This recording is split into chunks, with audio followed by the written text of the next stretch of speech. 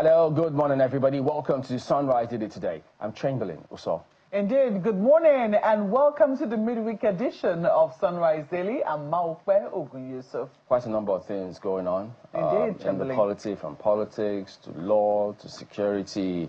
So, to politics. Choice for sports. Sports for choice. Choice for sports. Sports comes up later. Are you playing on words? It's supposed to be sports for choice. Yeah.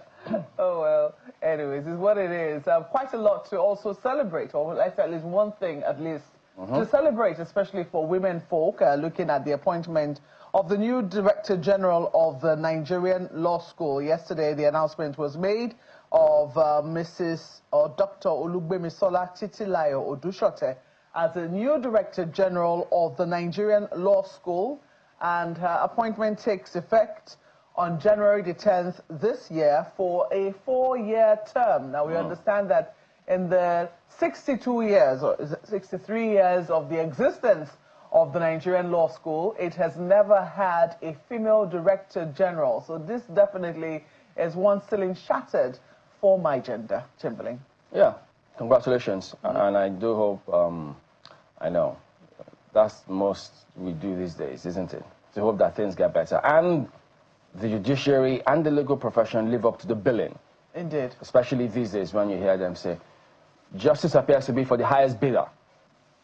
This seems to have this in their pockets and things like that. Yeah, the narratives are there. So hoping that at the end of the day, that this might just also contribute to the attempts and plans to straighten things out and ensure that, you know what they say, justice is not just done, but seen to have been done.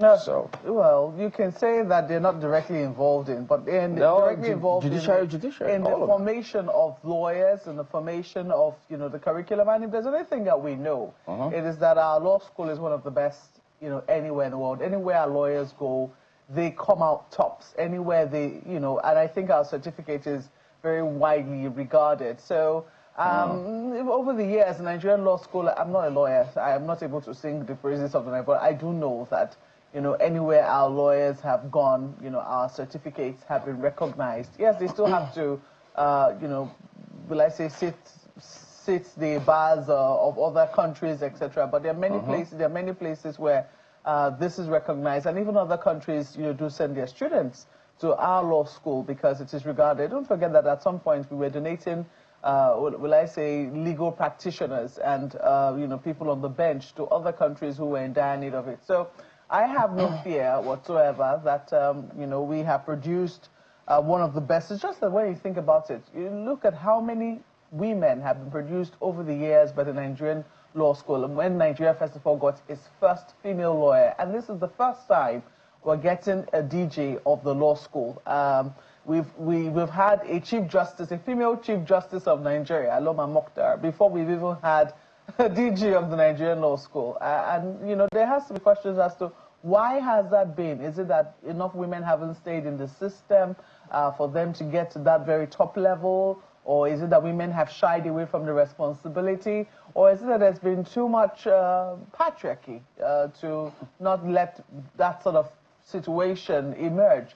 Whatever the situation is, now we see that that has now been shattered, and it's definitely something to celebrate. I'm sure that not only are women celebrating, but we're also seeing that people who went to the Obafemi Awolowo University are also celebrating as well, because she is an alumnus of the school, and they're saying, yes, our product.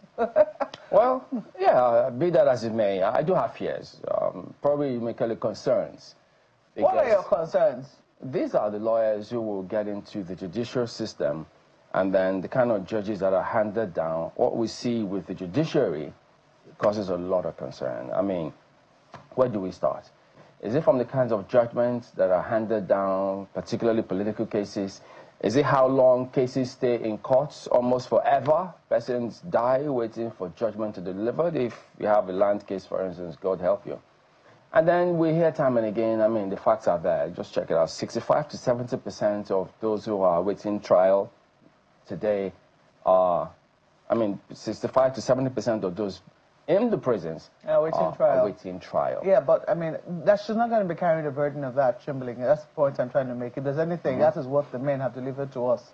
Whether they're men, whether they're women, it's judiciary. Yeah. That's how I see it. So whatever they are, that's what they've delivered to us all of these years. So she, as I did say, I want to believe that the formation is different from the system that actually exists. There must be something. It's one complex whole. It is. So I agree. They all have to work together, and they can't work in isolation.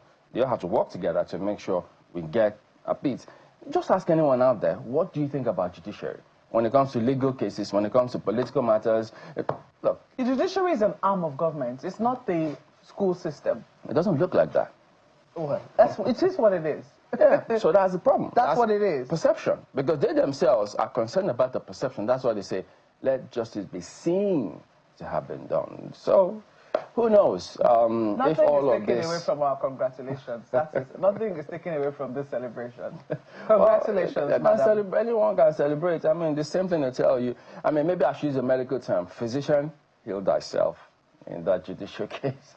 Or politics, yesterday as well, we saw a visit by leaders of the People's Democratic Party to former President Jonathan. And so, of course, you know, they'll be upbeat while they visit him. They will say, because part of the narrative was that, yeah, we went to present the new leadership to him. His response was very encouraging. He's been active. He's going to be more active this period.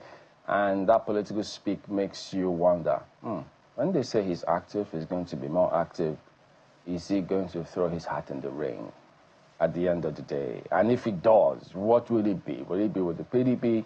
Will it be a coalition of the opposition? Probably PDP merging with the ADC. Will the former Vice President, Alhaji Atiku Abubakar, and the former Governor of Anambra State, Peter Obi, concede to him? Will they have him? What about former Minister of Defense and Governor of Kano State, Rabi Kwankwo? So what role will all of them play if, and only if, he decides to throw his heart in the ring? What would the condition precedent be for him to even accept any of those offers? So all of that are the kind of things you just wonder, because why are they visiting him? You know, Chamberlain, if there's any, when you look at it, when you truly sit down and you analyze the current situation we're in, President Goodluck Jonathan is a real threat to the Tinubu administration. Because he is the only one, will I say, who has the viable, promise to be able to say, I will do only one term. I mean, constitutionally... That works for the northern region. And which works excellently for the northern region. So if they were to find a southern alternative, who they know will only keep to that one-term agreement because he is constitutionally bound to do so, President Goodluck Jonathan will be the most formidable opponent to President Bola Ahmed Tinubu. But be that as it may, there are also other underpinnings, other calculations, because some people say, look, if VP Atiku should throw his hat into the ring and the votes are divided down south, then that could... Then he was sneaking, yeah. Exactly, that could work in the favor of the North, but that is presuming that the North only votes for one particular candidate, because when you look at defections that have happened across board now, they have happened even in states traditionally regarded as northern states. So we'll wait and see just how this pans out. There will be people that will say, well, then maybe things that have been buried before now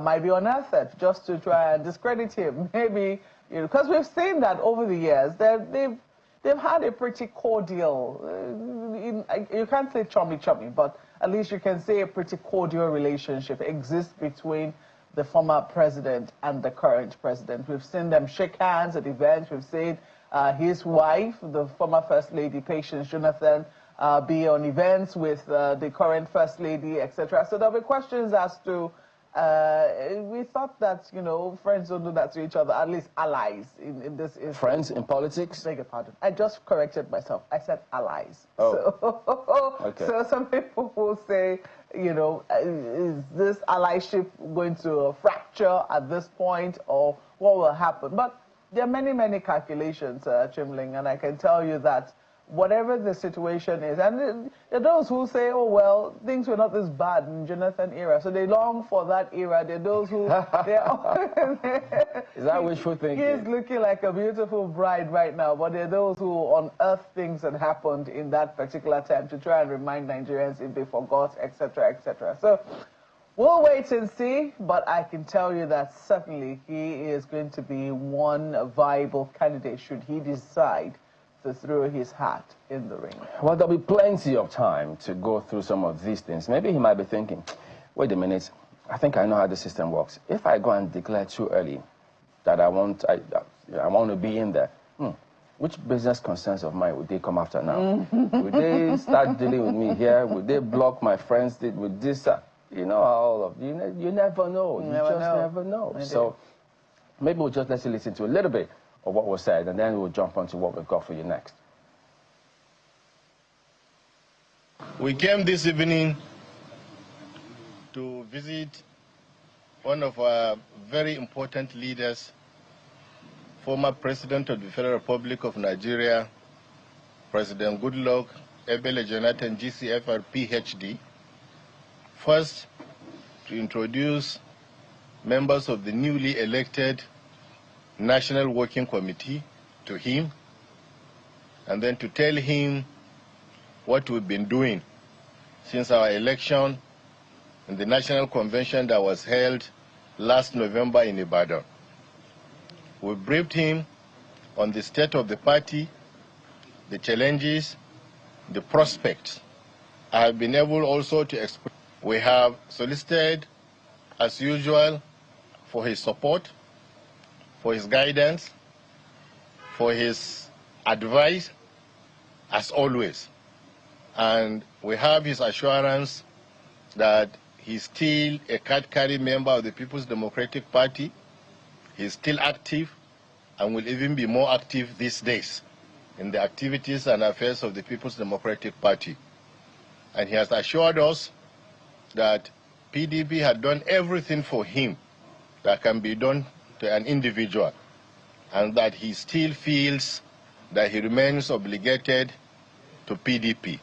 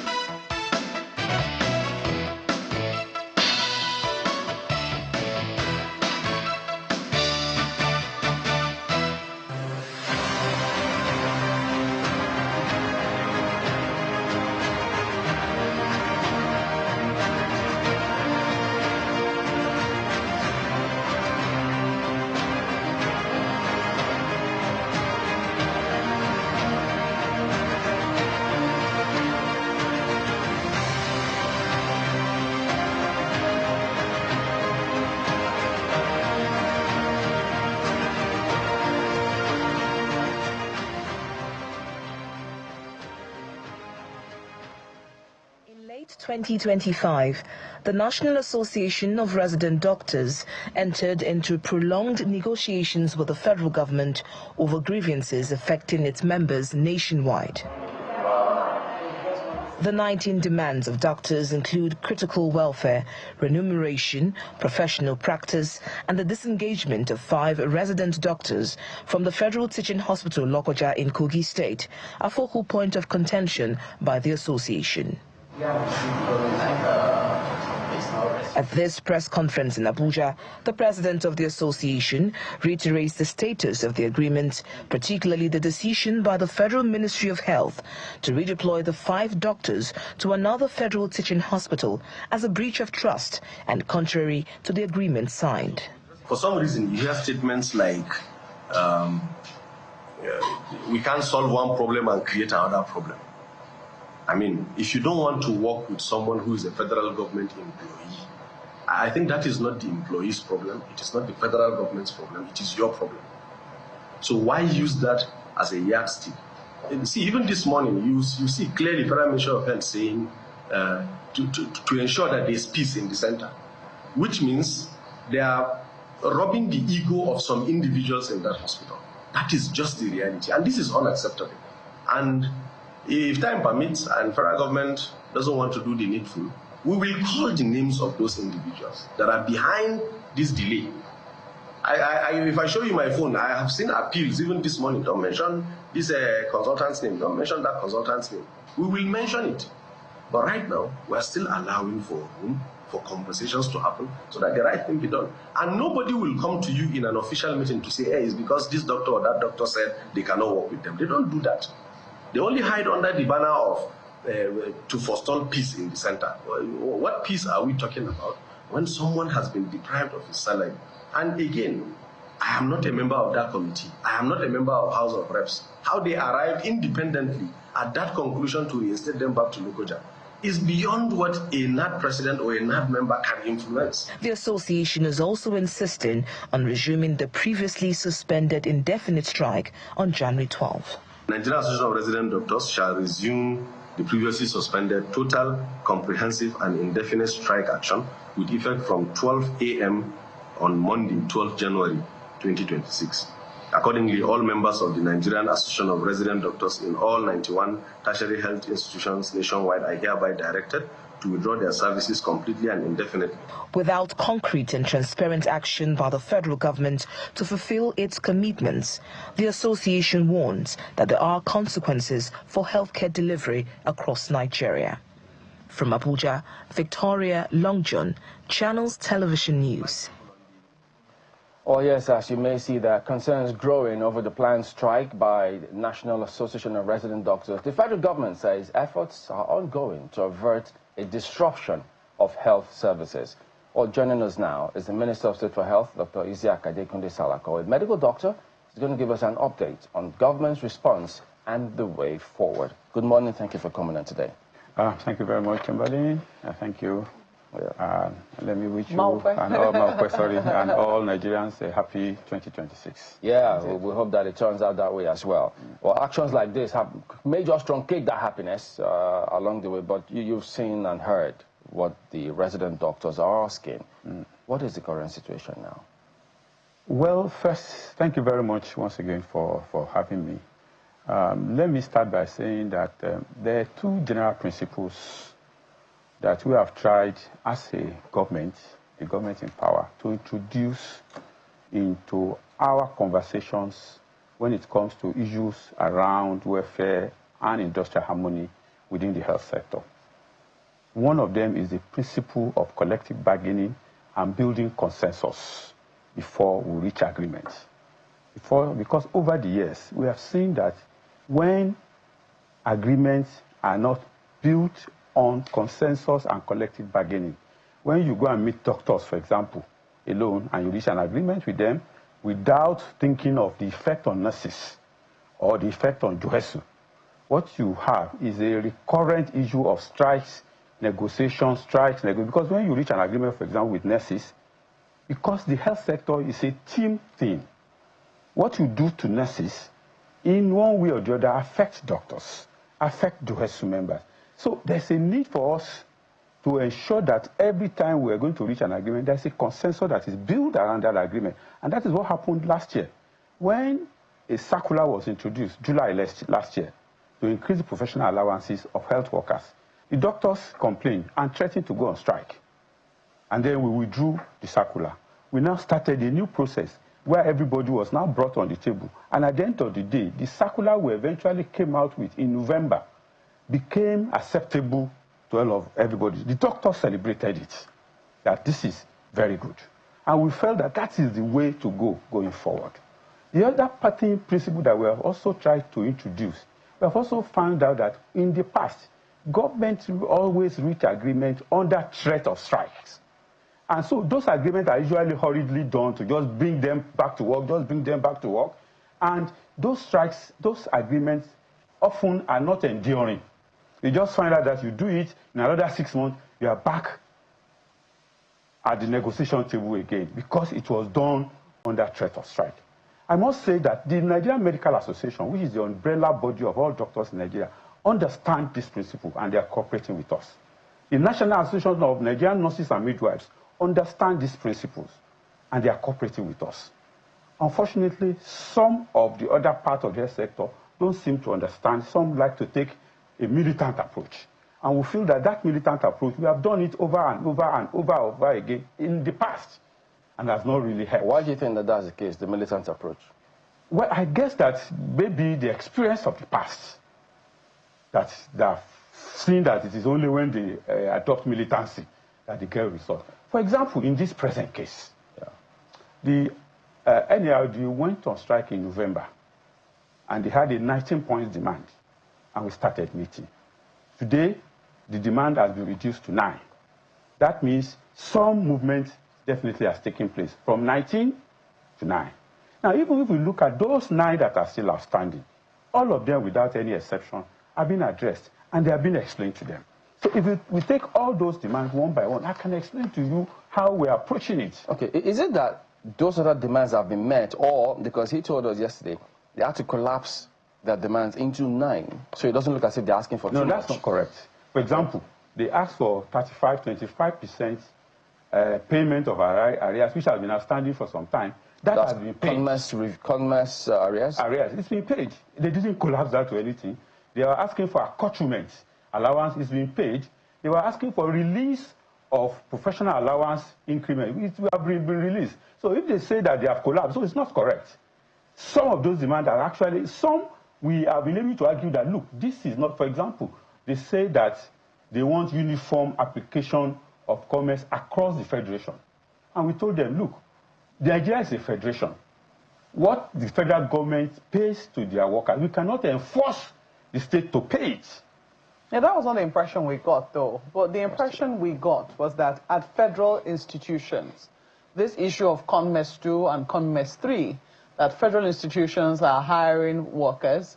The head of service has already sent a memo now, declaring that doctors be hired on CONMES 3, that it would seem that hospitals or health institutions are yet to receive that memo and are still hiring workers or doctors, medical officers on CONMES 2. And they fear that with IPs going round now to start registering, they would register those people on CONMES 2, and then it will now take forever to be able to correct it since IPs has already done the registration. So they're asking, what does it really take for the Federal Ministry of Health to be able to send a memo to all institutions? The information you're giving is not totally correct. It's partially correct. It's not, so yes. What part is correct? Let me tell you, at least the recent development. When it was part of their strike issues in November, indeed, and the ministry wrote to the head of service for an advice over it, and the head of service wrote to us and copied the National Salaries, Income and Wages Commission, which is actually the statutory body under the presidency, saddled with the duty of fixing salaries. Mm-hmm. The National Income and Salaries Wages Commission has since replied. I have the letter in my car. I can get somebody, maybe during break, to go and bring it for us to see it. To tell us that they think that skipping should not be for entry points. Because you see, the whole essence of this thing is about what they call skipping, which started in 2013. Duhesu got industrial court ruling that when they want to do promotion from level 10, they should not go to level 11. They should skip level 11 and go to level 12. Now, doctors now went to government and argued that level 10 is an equivalent of CONMES 2. Therefore, they should also skip CONMES 2, which is the entry level, to CONMES 3. Now, the National Salaries and Wages Commission has come to us with a letter. I have the letter. I'll bring it as soon as we have a break. That skipping, you cannot skip when you have not entered. That entry level for doctor is level. So, but we still say no. Despite that, because it is the budget office that budget for salaries. So we have also sent that memo of the head of service to the budget office, because when we're doing employment meetings, the budget office will be there. It is budget office that will say, look, this particular personnel should be at this level, not at this level. So we have also sent that for the advice of the budget office on it. But then, in spite of that, we said that, okay, since the advisory that is coming from the head of service for now is that it should be Commerce 3. Yeah. Let us continue with Commerce 3 until something contrary. By the way, the ruling by the Industrial Court is being appealed, is at appeal court, because the Federal Minister of Health at that time and the Salaries and Wages Commission felt that they should not be entry point, they should not be skipping at all. Yeah, so they went to an appeal. In spite of the feeling of this is, you have just said that this is currently the directive, or when I say the memo of the head of service. You have agreed that, you know, that should be followed. However, the letters being held by, the letters of employment being held by their colleagues who have just been recently employed does not state that they have been employed on Commerce 3. No, the truth of the matter is that they want us to transmit that letter to the head of hospitals. Yes. It is not the head of hospitals that will fix it for them.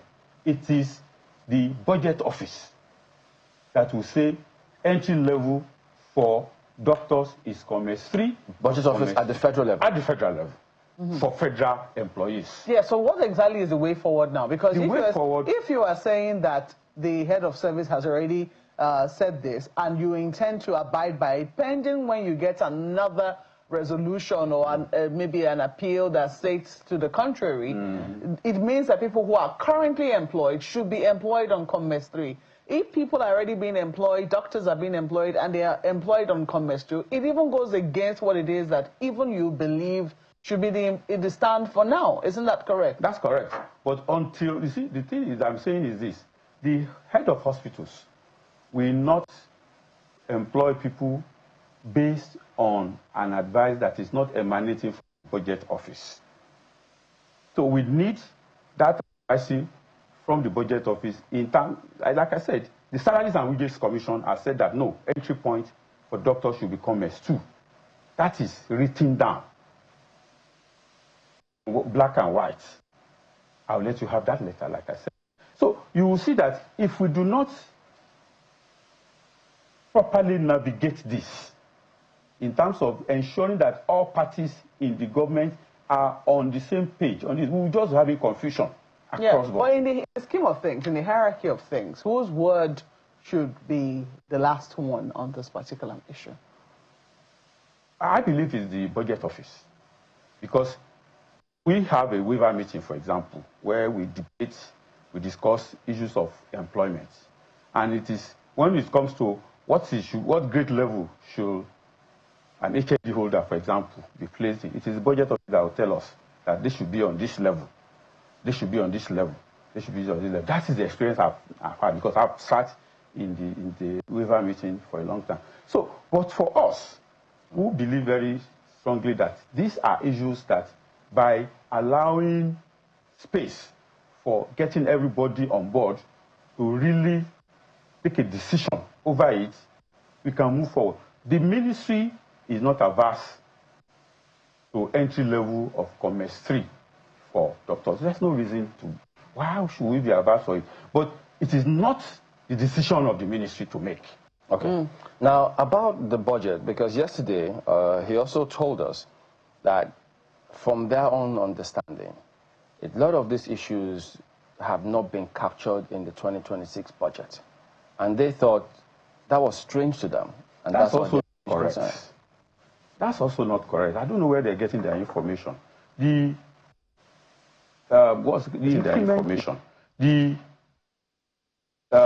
increment in professional allowances for health workers, but not just for doctors, is going to cost government about 90 billion on an annual basis to implement.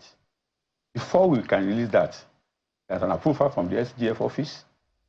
And that approval is transmitted to the budget office. And I spoke to the director of budget yesterday, who assured me that That has been captured in the 2026 budget, including other envisaged wage award that may happen in 2026. So how come they are not aware of this? You see, the thing is that these are routine work. Once a wage award is given, the circular is circulated to the agency concerned, the parent agency, the agent that will budget for it, which is the budget office. It's a routine thing. I don't know. Maybe they got their information from the wrong thing. Now, so the documents that we've been able to get, so yes. What areas do you want to highlight in the document that they seem not to be aware of? This is NSIWC comments. The determination of entry point and the area profession in the public service, including medical and data, is not within the mandate of any, but that of the Office of Public Service and the Federation in consultation. Sorry, it's not within the mandate of who? Sorry. Of the National Salaries, Incomes and Wages Commission. But that of the Office of the Head of Service of the Federation in consultation with the National Council on Establishment. Even if skipping is considered and applied as being alluded here, although the matter is still at the Court of Appeal, it cannot be applied to entry points. That's the comment of the National Service, as proposed above, because it runs counter to the approved scheme of service issued by the Office of Head of Service of the Federation, unless it has to be amended and reintroduce the payment of special. Okay, no, that's another one. That's not talking about specialist allowance. So these are the things that we need time as government to resolve, so that we are not doing something that it's just on paper, and then in 3 months' time, they will come back and say, what you promised us, you could not deliver on. This is a response to the head of service. Head of service. Was it a request that she made? Yes. We wrote to the head of service. Yes. About these entry points. And the head of service now sought the advice of the Salaries and Wages Commission over it. So this was addressed to the head of service, copied to us as ministry, to be in the know of that information. Okay. So, well, this is one issue, and while we're waiting for the resolution, while we look forward to the favorable resolution, because what they have heard is that the head of service wrote to the National Salaries, Income and Wages Commission saying that they should be employed on COMES 3. That is the letter now. But they know that so far so good, their colleagues who are currently being employed are employed on COMES 2, not COMES 3, as has been said. Now, while the controversy on that is being resolved, they have a number of other issues. Give, for instance, the firing of the doctors in the Federal Medical Center in Kogi State, and they said that 5 of their colleagues were fired. There was a resolution. I mean, I think committees sat on that particular issue, and it was found that, okay, well, maybe they were fired in error and they should be reabsorbed. But then they were told that the hospital services now say, okay, well, if that is the situation, they should seek to reapply in other places other than the place where they were fired from. That is also not completely correct. Those 5 doctors actually fall into 3 categories. They have lumped all of them together, which is not the correct solution of things. There is a category of 2 of them who face the senior staff disciplinary committee of the ministry, and the disciplinary committee recommended that their appointment be terminated. And this was passed through the process and was approved. Ordinarily, it should not come to me or to the coordinating minister as political appointments, as political appointees. Routinely, issues of discipline within the civil service goes on every day, and it doesn't come to political office holders. But because they have now made it an industrial issue, that's why it has come to our table. You know, so 2 of them were recommended to be terminated. Is it on misconduct, on ethical issues? Yes, they said they faced a committee, disciplinary committee, and they were accused of misconduct. Was this before they went on the strike? Before they went on strike. This was in 2024. Okay? Now, another 2 also faced this disciplinary committee. That disciplinary committee recommended that they be reprimanded, not terminated. There is one, the group 3, one doctor, who had not faced the disciplinary committee because she was ill when the disciplinary committee was sitting. So there is no decision on her. As I speak, she is still working in Lokoja. Okay? So what we have now decided at the ministry, when they brought it as an industrial issue, and we set up a 3-man committee to look at it, and the 3-man committee brought forward their report. We reviewed that report. First, the doctor that has not faced the disciplinary committee, the committee recommended that she be reprimanded. We said no. Reprimand is a punishment. If she has not faced the disciplinary committee, there's no way you should punish her. Let her go and face the disciplinary committee. The disciplinary committee may as well say that she has no case to answer. So that's category 1. Category 2, those that have been recommended to be reprimanded, we say, okay, go ahead, reprimand them, let them continue working in Lokoja.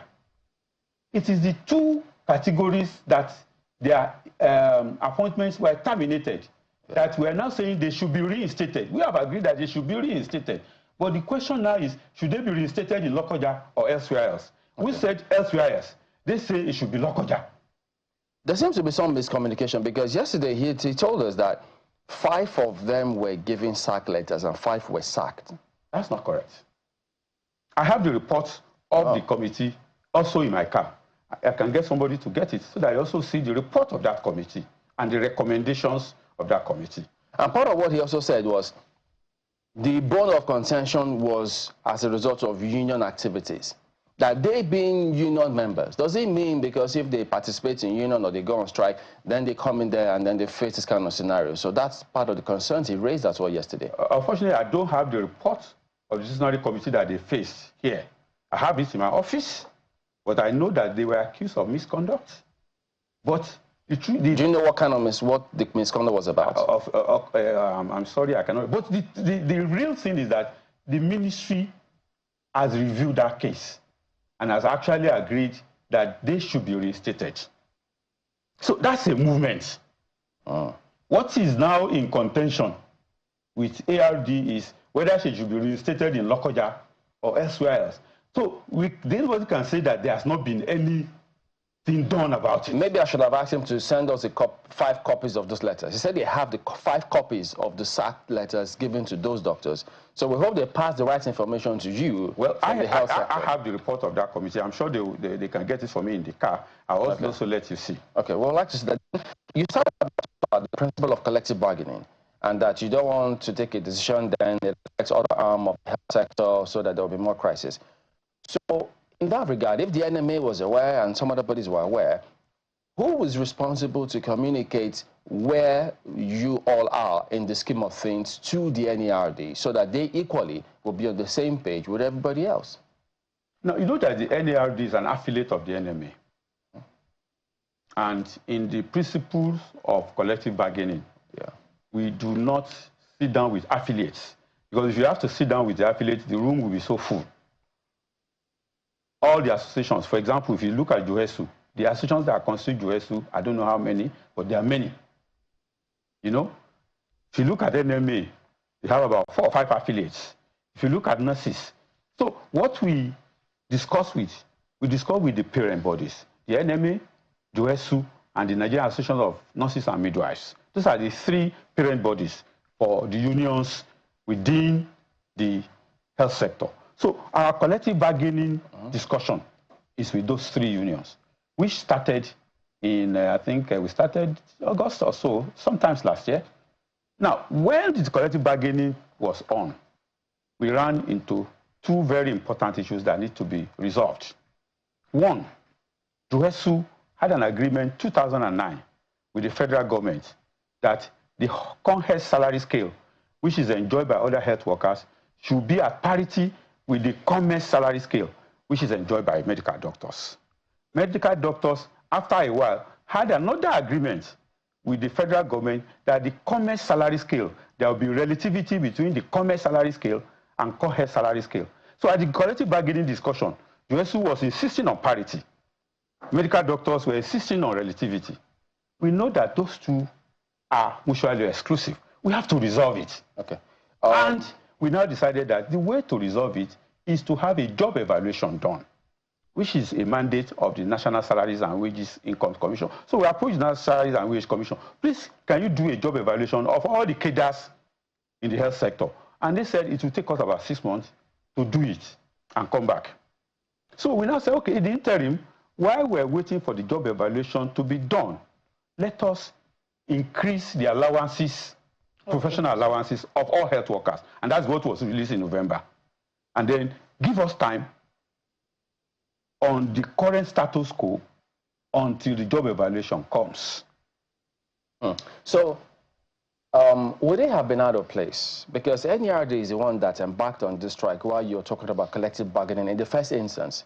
Would it be out of place to say, okay, well, for the purposes of this, NARD, NMA, notwithstanding that we have NMA, you also be there? No, so they are there. They are there as an affiliate of NMA. I thought you said it's just NMA. No, they come with an affiliate. When the NMA is coming there with their own representatives, they pick representatives from the affiliate body. But they're not coming as affiliate. They're coming under the banner of NMA. Okay. The NRD is sitting at CBA as an affiliate. Okay, part of what he also told us, if I got my notes correct, he said the CBA was to end in August. It was supposed to end 3 weeks back in August, but you suspended it. And part of the reason was that you said relativity and parity, non-release of corrected professional allowances, is that these two have, the issues have been resolved. But now you're saying that they must do a job evaluation that must last 6 months before CBA can start. They say, how can you do job evaluation for 6 months, which is part of why they agreed? First, the Ministry of Health is not overseeing the CBA. It's a responsibility of the Ministry of Labour. The Labour Minister chaired the CBA. So we are there as like a party. So they'll say, okay, there's this issue that your employees have with you. What do you have to say about it? So the rulings from that place comes from the Labour Ministry, not from us. So it is the Labour Ministry that suspended the CBA on the basis of those two things that I've said.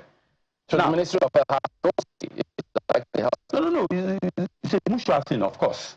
But the thing is that when there's an obstacle, you have to then sit back and see how to remove those obstacles. One key obstacle is this principle of parity and relativity. There's another one. Nurses, Juhesu, some affiliate of Juhesu, got an award from the federal government to be appointed as consultants before this government came in. A scheme of service was developed for that. At the CBA, the doctors were opposed to any other cadre being appointed as consultants. Those who have been given consultant award, of course, also stood their ground that they have gotten that award, it must continue. Those are issues that we need to resolve. And we said, look, when it comes to issue of designation, what matters is not the designation, it's the work that you do. And we said, okay, what we should then do is let us develop a job description, detailed job description. If you are a consultant nurse, for example, what is your job description that will not conflict with a consultant physician? And we even invited all the unions. Please, you can also make submissions for us to develop this so that we can make progress. So you will see that each of these issues are booby traps if they're not well resolved. If we agree with the doctors that there should be no consultant cadre, of course, those who have gotten consultant cadre, what would they do? They will be at arms with us. If we agree with those who have got consultant cadres and then doctors are opposed, and we just go ahead, the doctors will be at arms with us. Yeah, so but the question is... have a mutual resolution to go forward. Well, a lot of things to look at. I've taken a look at this data over and over again, and I'm wondering what exactly the National Salaries, Incomes and Wages Commission is saying here, because they have said that what the head of service has requested is not within their mandate, but that of the head of civil service, who actually made the request of them. So what exactly is the... they say it is the job of the head of service in consultation with the National Council on Establishment. And they say even if skipping is considered and applied here as being alluded, the matter is still at the Court of Appeal. It cannot be applied to entry points as proposed because it runs counter to the approved scheme of service issued by the head of service of the Federation unless it has to be amended. So is it that they're advising the head of service amend your scheme of service so that to be able to implement for us to be able to implement it. This is at the same time accepting that this is not within their mandate. Aren't they just being busybodies in this matter? No, I don't think so. Because if the head of service felt she could do it without reverting to them, she would not have written to them. Okay. We'll have to go at the time. No, this is the report of the committee. Okay, but I also say, we covered that report, and I had to check with our correspondents in Kogi, and he says part of what the report filed in was that they were sacked because they protested in the premises against the management of the hospital, and that's why they were sacked. And the NMA is saying that they have the letters. NARD, I beg your pardon, saying that they have those letters. I hope they'll be able to send them to us. In addition to that, they say it is the Ministry of Health that insisted on having the job evaluation, and they suspect that it was to delay the CBA indefinitely. No, let me tell you, you are an elite member of the Nigerian society. If you are in this kind of situation, assuming you are in our position, one of the employees is claiming parity, another is claiming relativity. What are you going to do? I put the question to you. Yeah, but the question is...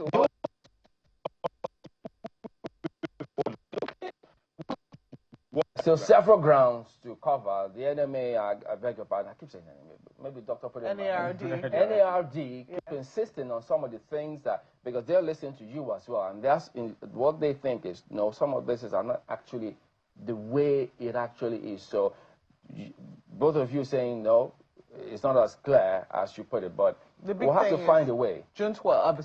I think that's really the most important element. That's what the issue is, because at the moment, it looks as if they're going to go on strike on January 12th. And that's what we're trying to avoid. So because both of you haven't met yourselves, insulted. For us, and I would also like to use the opportunity to appeal to Nigerians. Because at the end of the day... Nigerians or the NARD? Including Nigerians, whether as minister, or as NARD, or as NMA, the whole essence is to serve the Nigerian people. Okay? Let us look at these issues dispassionately. Okay. First, it is not correct that we have abandoned all the agreements and nothing is being done about it. I think we have been able to establish that here today. We are making movements. Yesterday, they still met with the Minister of Labour, with the ministry in attendance, and discussions are ongoing in each of these cases. Doctors that have been terminated, we have agreed that they should be reinstated. So if the issue is about whether it should be in Lokoja or not Lokoja, it's a matter of discussion. All right. It's an ongoing concern, as a matter of fact, because we need to hear from... It is not an issue for strike. We need to see how both will actually address this matter and ensure that the NARD don't embark on strike January 12th, because it's already a challenging situation for Nigerians who go to medical facilities or hospitals. So we can't afford to make it any worse. We'll find time and see how we can revisit this matter to avert what the date of that strike, hopefully. We have to thank you for coming on. Thank you very much. Isiaq Salako is the Minister of State for Health. We are back in a moment. Don't go away.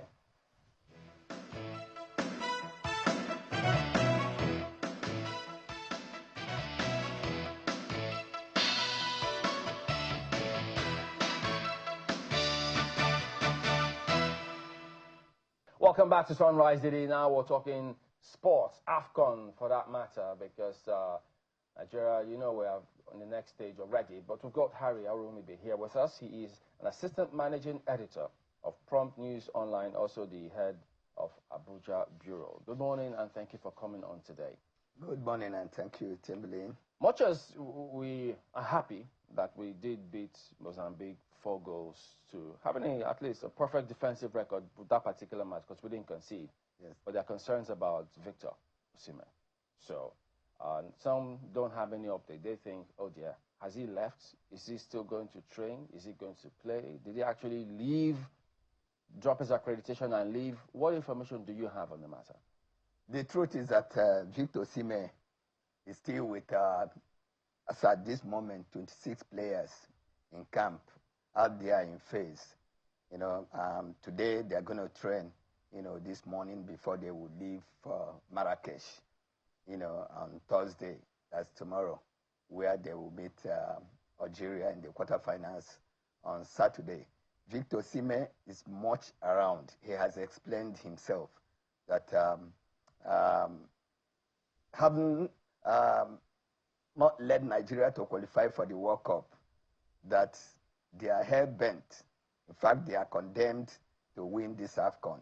And he felt, that 4 goals wasn't enough, or 3 goals weren't enough before that outburst, and that there's nothing. And even Lukman, has also explained that they are together. So the truth is that the Nigerian camp is intact. Everybody is happy. Victor is happy. Lukman is happy. Nigeria is happy. Well, I hope he wasn't overplaying his card at that time, saying 3 goals was not enough. So they need to keep that gunpowder as well. 4 goals. I mean, no, at the time, he said 3 goals. At the time. At the time. Then I go to the 4th one. Okay. But we're going to go to Algeria. Yes, Algeria is a very... I'm just hoping we don't start to confuse Algeria and Nigeria because of how our name sounds. But the same color. Exactly, and we have this breaking news now about a federal high court here granting bail to former Minister of Justice Abubakar Malami, wife and son in the sum of 500 million naira each. Recall that before now, the former Attorney General and his wife and son had been detained at the Kuje Correctional Center, but this news coming in now says that they have now been granted bail in the sum of 500 million naira. Why did they always, these shorties matter? They say, look, the judge said they must have landed property in Asokoro, Maitama, Gwarimpa, and then they must submit their traveling documents to the court. Look, let's not open a Pandora's box with the sureties matter, but let's open the one for sports. Algeria and Nigeria. Some people have already started talking about a revenge match. Algeria has shown us pepper in the past. Do you think that we have what it takes to make them smell, give them a dose of their own medicine come Saturday? Certainly. Our boys are going to go out there on Saturday with revenge in their minds, knowing that we were perfect, some 3 AFCONs back, winning all our 3 group matches, 9 points, and getting to the round of 16. And boom, 1 shot like that. And that made our goalkeeper, Madoko Koye, not to be featuring again for the Super Eagles. Algeria. Nigerians didn't forgive him for that. They thought he should have saved that ball. Exactly. So, and this time around, Nigeria will do all that it takes to get that revenge. Not getting that revenge. A Nigerian team, male or female, are known to be competition team. Competition team is a team that goes, play 3 group matches, then go all the way to the last 4.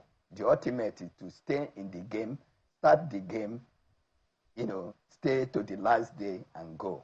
So I'm very optimistic that the Super Eagles, will get that revenge against statistics. This current competition going on in Morocco has shown that Nigeria can score goals. At the moment, Nigeria cannot outscore Nigeria. We seem to be fluid with the goals. Yes. The goals seem to be coming in at this group stage. Yes. What do you think is that we're getting right? Because, in time past, it seems to be some struggle before goals come in at 1 or 2, but now you see 2, 3, 4.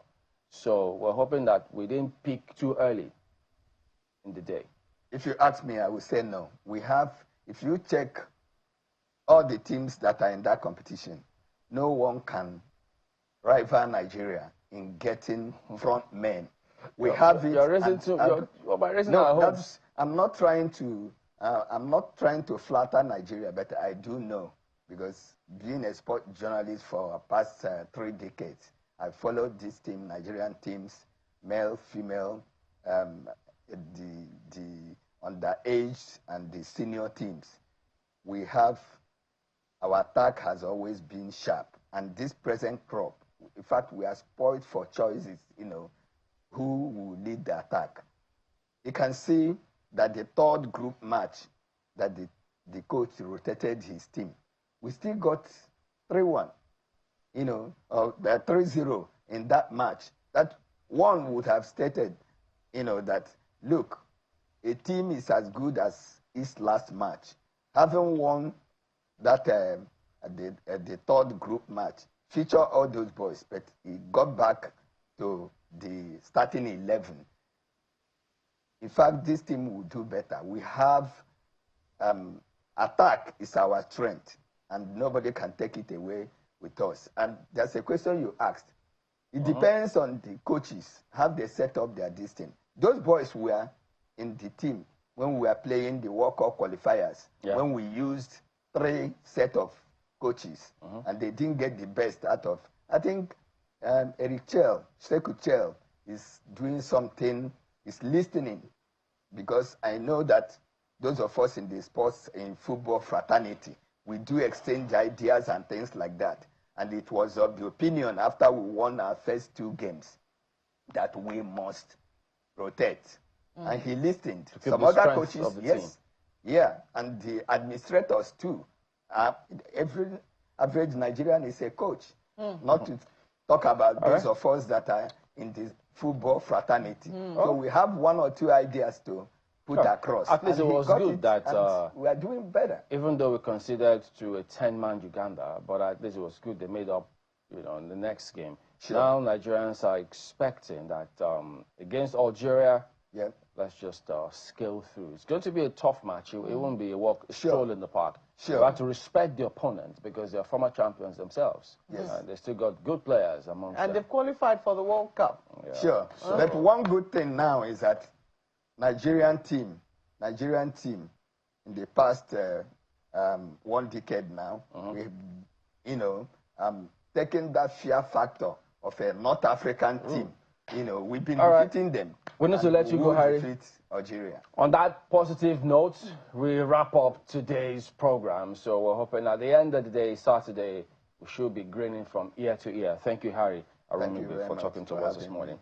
Well, that wraps it up today on the program. We thank you for watching. We'll see you next time. I'm Chamberlain Ossoff. Goodbye. And I'm Maope Ogun Yusuf. Goodbye.